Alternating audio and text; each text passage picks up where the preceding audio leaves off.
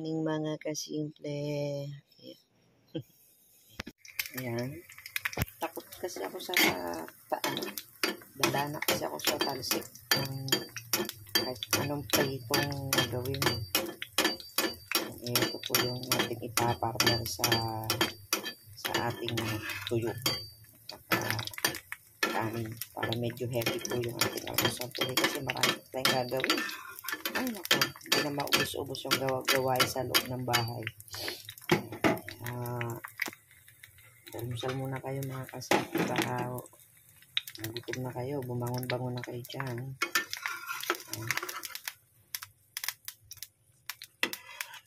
So, yan.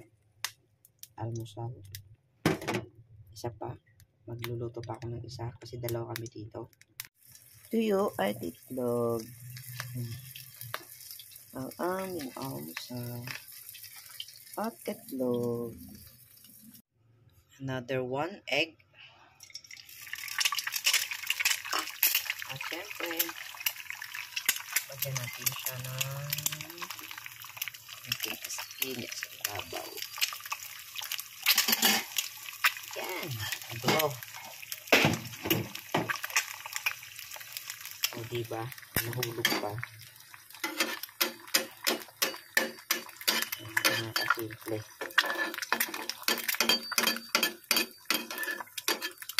Paano ba magluto ng itlog?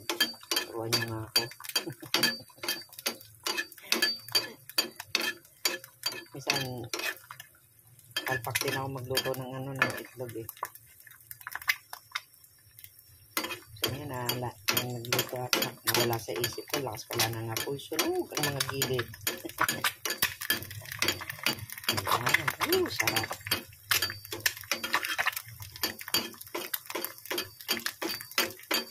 Dalawang itlog na po ito. Ang bibili gano'n.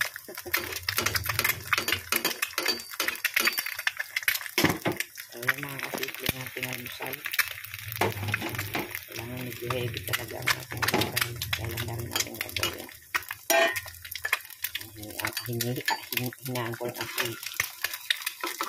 Yan. Dalawa na. Yan o.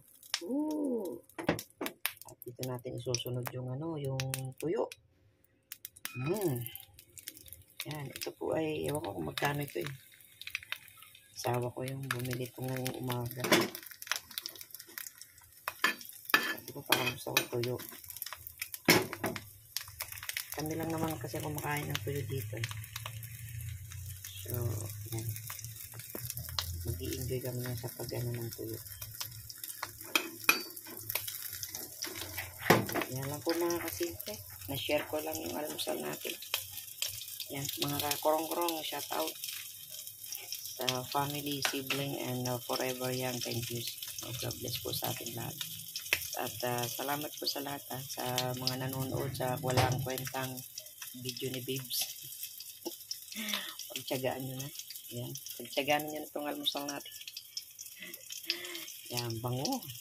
Okay, bye-bye po and God bless you po sa ating lahat and good morning and happy Friday po sa ating lahat.